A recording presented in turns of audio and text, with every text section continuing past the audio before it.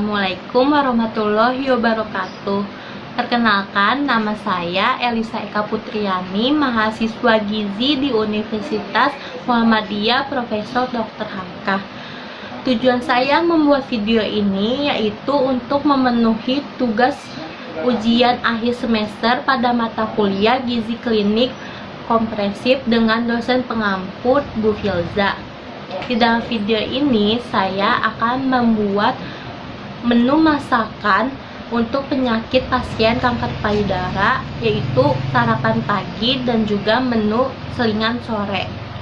Untuk menu sarapan pagi, saya membuat nasi putih, bakso ayam asam manis, dan juga tumis sayur sawi putih. Dan untuk selingan sorenya, saya memberikan buah kurma. Di dalam video ini juga saya akan menjelaskan tentang prinsip dan syarat diet pada pasien penyakit kanker payudara. Yuk langsung aja teman-teman, saksikan video ini. Selamat menyaksikan.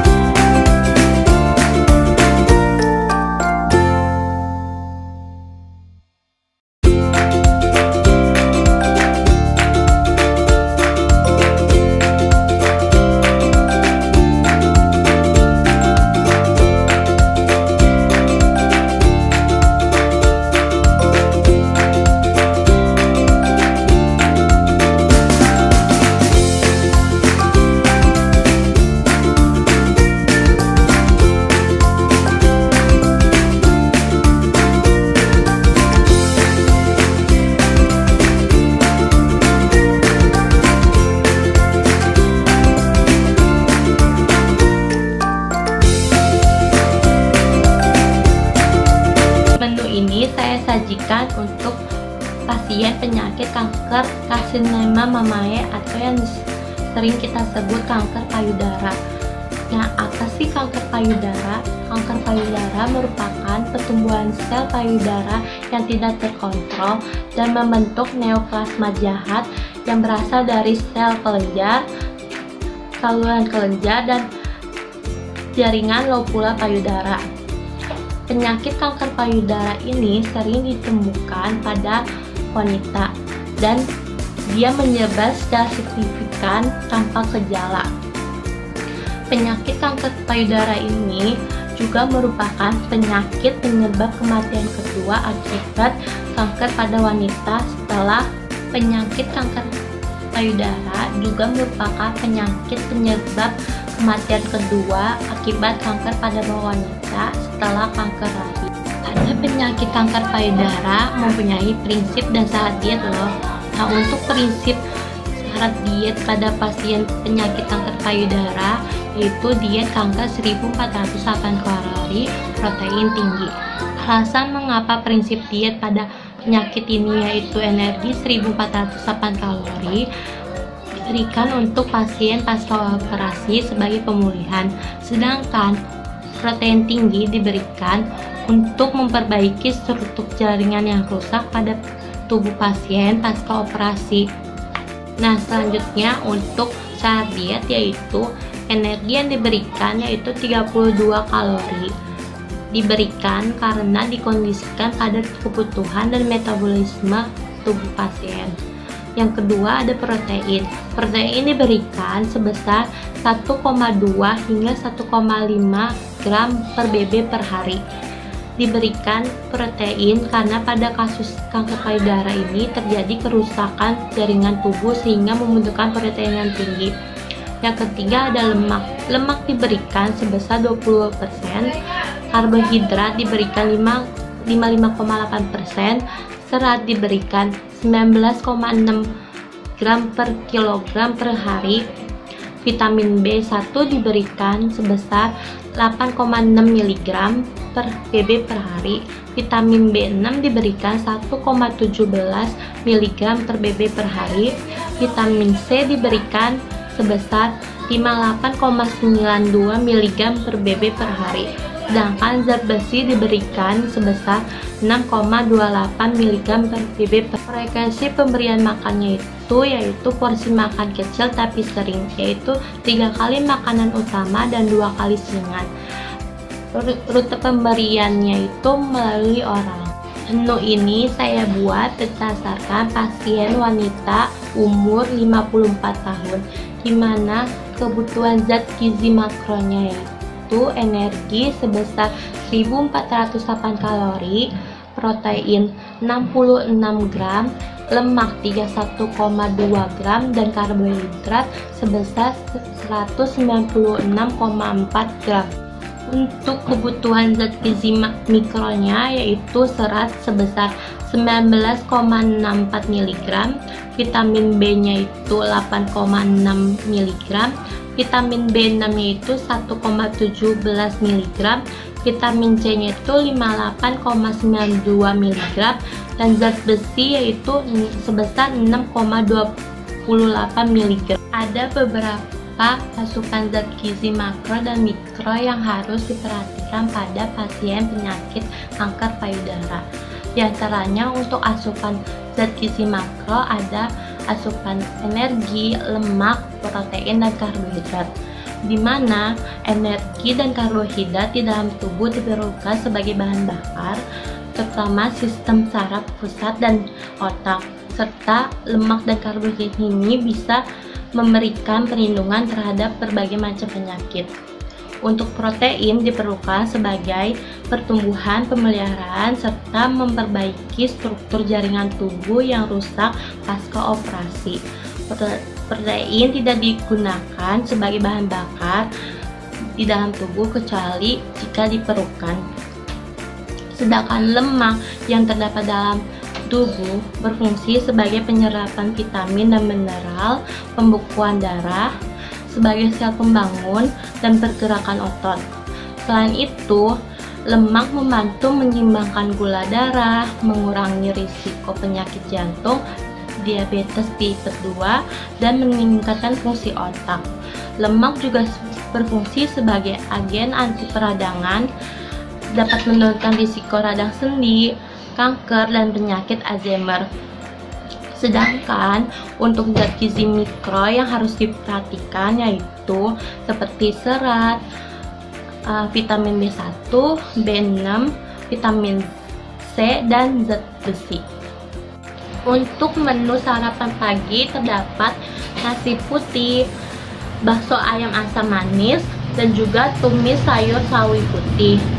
Berikut total kandungan zat gizinya untuk menu sarapan pagi, yaitu energi sebesar 265,4 kalori, protein sebesar 11,5 gram, lemak sebesar 9,8 gram, karbohidrat sebesar 32,7 gram, serat sebesar 3,3 gram, vitamin B1 sebesar 0 gram, untuk vitamin B6-nya sebesar 0,3 mg, vitamin C-nya sebesar 27,9 mg, dan zat besinya sebesar 1,8 mg.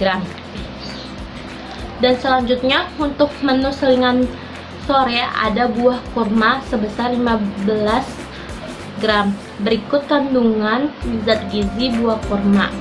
Untuk energinya yaitu sebesar 41,8 kalori, proteinnya 0,4 gram, proteinnya 0,1 gram, karbohidratnya 11,0 gram, seratnya sebesar 0,6 gram, dan vitamin B1-nya sebesar 0,0 mg, vitamin B6-nya sebesar 0,0 gram, vitamin C-nya sebesar 0,4 mg, dan zat besinya sebesar 0,3 mg. Nah, menu tersebut untuk menu sarapan pagi memenuhi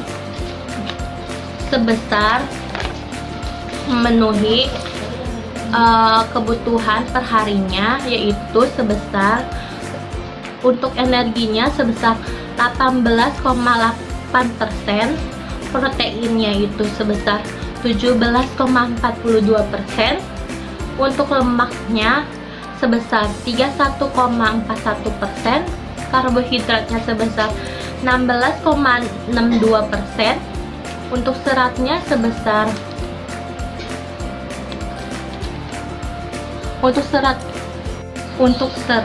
sebesar 16,80%, vitamin B1-nya 0%, vitamin B6-nya sebesar 25,64%, vitamin C-nya sebesar 47,35%, dan untuk zat besi atau Fe-nya sebesar 28,66%.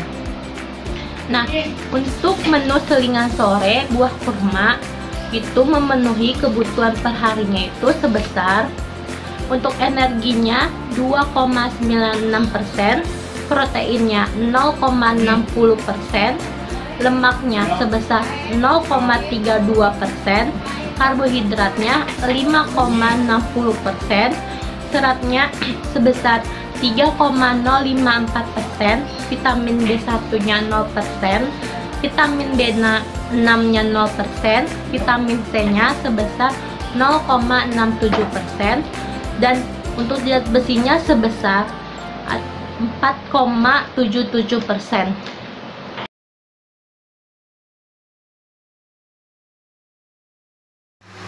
Alasan pemilihan menu sarapan pagi yaitu menu bakso ayam asam manis, yaitu karena bakso merupakan makanan yang mudah diterima, karena bakso merupakan makanan yang banyak digemari dan disukai semua kalangan.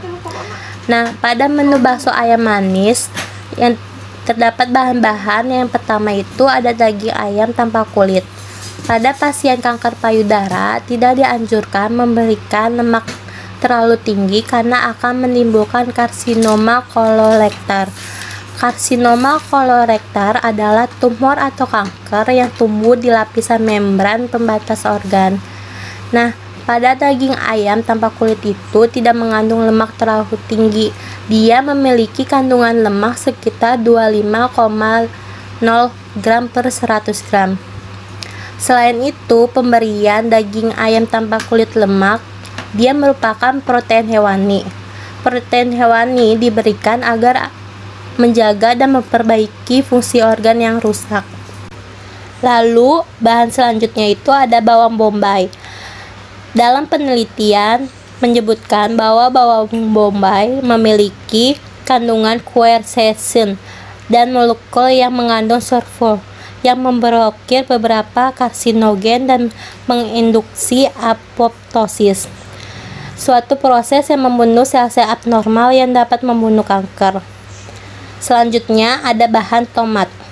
Tomat mengandung likopen yang cukup tinggi, sejenis antioksidan yang mencegah pertumbuhan sel kanker.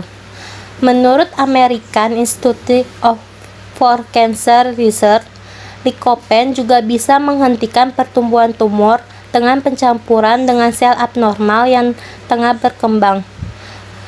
Terus ada penelitian di Harvard Medical School menemukan bahwa orang yang rajin mengonsumsi tomat dan sayuran lainnya yang mengandung karotenoid memiliki peluang yang kecil terserang penyakit kanker payudara. Menu selanjutnya yaitu ada menu masakan tumis sayur sawi putih. Kenapa memilih sayur sawi putih? Karena sawi merupakan jenis sayuran yang sangat bermanfaat untuk mencegah berbagai macam penyakit, terutama pada penyakit kanker. Hal itu disebabkan karena tingginya kadar senyawa fitokimia pada sawi, khususnya glukosinolat. Nah, glukosinolat bereaksi dengan enzim myronase itu menghasilkan komponen aktif indol dan isothiocyanat. Nah, indol dan isothiocyanat ini berfungsi untuk mereduksi potensi kanker karena kemampuan kedua komponen itu mengatur enzim yang berfungsi mendetoksifikasi pada hati. Hal ini ditunjukkan pada beberapa penelitian hasil studi epidemiologi, yaitu Park and Bezzuto pada tahun 2002. Mereka melaporkan bahwa konsumsi sayuran dari genus Brassica, termasuk sawi, dapat menurunkan risiko berbagai macam jenis kanker seperti kanker payudara, prostat, dan pada penyakit ginjal, kolon, kandung kemih, dan paru-paru. Konsumsi 3 porsi atau lebih sayuran tersebut mampu menurunkan risiko kanker prostat dibandingkan dengan konsumsi hanya 1 porsi per minggu. Terus, pada penelitian tersebut juga menyatakan bahwa konsumsi sayuran dari genus Brassica sebanyak 1 hingga 2 porsi per hari mampu menurunkan resiko kanker payudara sebesar 20-40%. Pada sayuran sawi juga mengandung sulforafan yang juga bersifat anti kanker. Nah, pada sebuah publikasi pada Journal of Nutrition pada tahun 2004 itu juga menunjukkan bahwa kandungan sulforafan yang banyak terdapat pada golongan Brassica sangat efektif untuk mencegah pertumbuhan sel kanker payudara.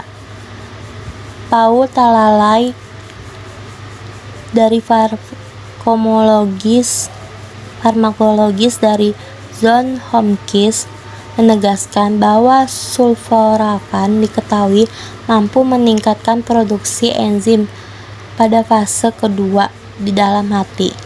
Enzim ini berperan mengangkut bahan-bahan karsinogen yang dihasilkan dari senyawa prokarsinogen. dan membuangnya keluar dari sel. Nah, untuk menu selingan sore yaitu saya memilih buah kurma sebanyak 15 gram. Kenapa sih memilih buah kurma untuk selingan sore? Karena di buah kurma itu dia mengandung gula alami seperti glukosa, fruktosa, dan sukrosa. Terus di buah kurma juga merupakan buah yang memiliki kemampuan untuk melindungi tubuh dari kerusakan sel, mencegah stroke dan jantung, serta mengurangi resiko penyakit kanker.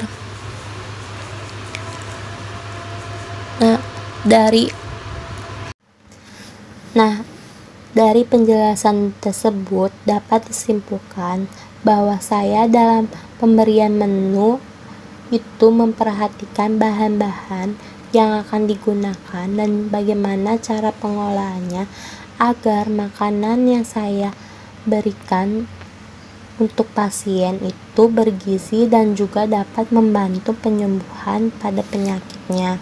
Sebagaimana di dalam Islam kita diperintahkan untuk memperhatikan dengan memasang akalnya untuk bagaimana makanan itu diciptakan dan diatur untuknya. Sebagaimana Allah Subhanahu wa Ta'ala berfirman dalam Al-Quran pada surat Abasa ayat 24 yang berbunyi, Bismillahirrahmanirrahim.